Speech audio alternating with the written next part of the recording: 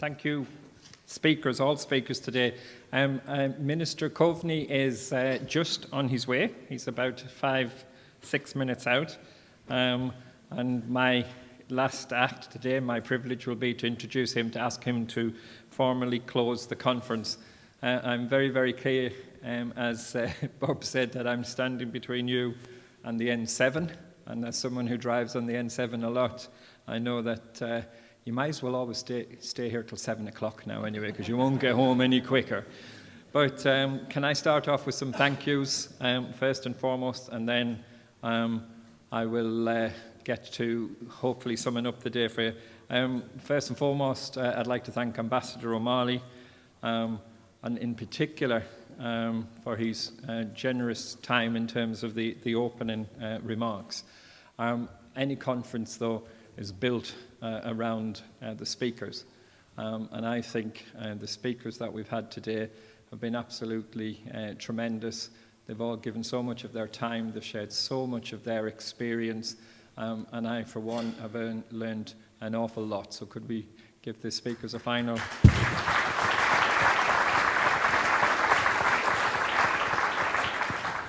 I particularly want to thank the people who had the most thankless job, which were the chairs, to try and keep us all on track. And again, a round of applause for the chairs for each of the planning sessions. Most of all, though, I'd like to thank you as delegates. It was great to meet so many of you, to get the opportunity to network, and the buzz that I think everyone's acknowledged around the room is only made possible by your attendance, your participation, for all those who ask questions, both via the mic and, more importantly, over the coffee. Thank you for coming here. I hope you've all enjoyed the day as well, and that we started on a new journey today, but more about that in a second. Absolutely, though, I want to thank more than anyone else the best board and the best management team a CEO could have. It's been a privilege to work with the Bond Secours. I'm not here a year yet. I'm humbled every day by not only my management team. I think I'm blessed to have the best management team in the country, and I've had some very, very good management teams. But this one really is a cut above all of the rest there. Harry's presentation of our 2020 plan, Mike Tonery yesterday, when we were all busy enjoying ourselves, opening our new facility in Cavan. Nolig almost had me crying earlier on there with her comments about the bonds and her place in that, and all of the collegiate support. I'll be here all day if I name every one of my management team, so I'm going to put all of their faces up on Facebook at the end of this, so you can acknowledge them all yourselves. But it really is great working with such a team. I get to be the front man to do all of this, but I'm nothing without any of them. So a genuine thank you to all of the team here today.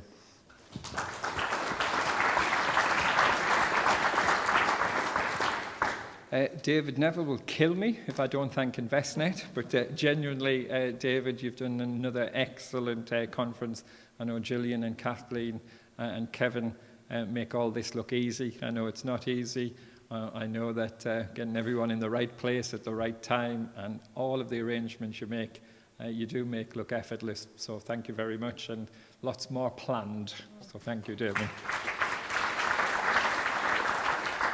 So, in terms of some key messages, I only have one slide, and I've been making these notes as I go along. I can't read my own handwriting, that's why they're typed.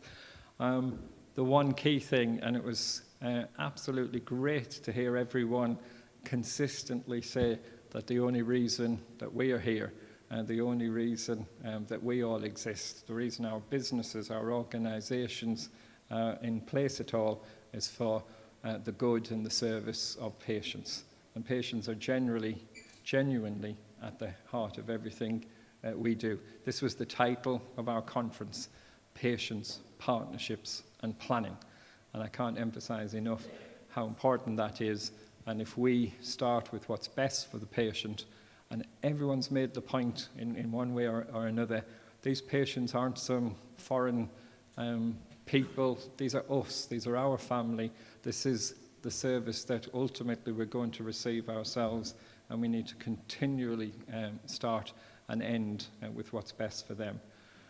One of the things I've acknowledged many, many years ago is, as good as any of us thinks we are, that we're not good enough to meet that requirement to deliver the best care for patients. We need partnerships. We've known that throughout the ages. It was great to have a quote competition. I think Harry won, but it was really, really good for everybody to acknowledge the second P in our conference, which is about partnerships. And I hope that everyone took the genuine offer today to come and work with the Bon Secours in our interests to deliver service to patients.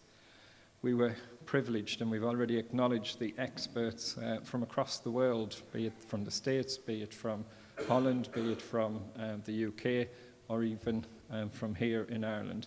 And they've all shared their experience. They've all given us some very interesting pointers and some food for thought in terms of what we might now do in terms of delivering services to patients. And I think we need to listen. I liked Cahill's point. We need to listen more, but listening isn't going to be enough. We're very, very clear that we face many challenges, but even more so, that gives us great opportunity. That gives us an absolute opportunity to re-energize ourselves, rededicate ourselves to our missions, and absolutely focus into the future, even more so on patients. And I'll steal a phrase from Tony Heffernan. I very, very much feel our glass is more than half full. And I know a lot of people in this room, we could spend a lot of time bemoaning our lot. We could spend a lot of time telling each other how bad it is. But the difference is every day we get up and we start again to try and deliver what's best for patients. When you always start with that attitude, then anything is really, really possible. So I hope that today is the start of a journey.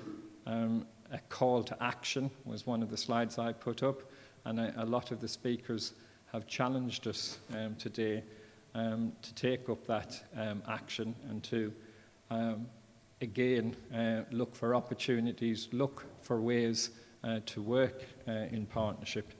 And at the end of the day, I hope that I've created an opportunity for more people to work with the Bon Secours to help us remain true to our mission and to help us continue to deliver excellent care and, above all else, to provide good help to those in need. Thank you.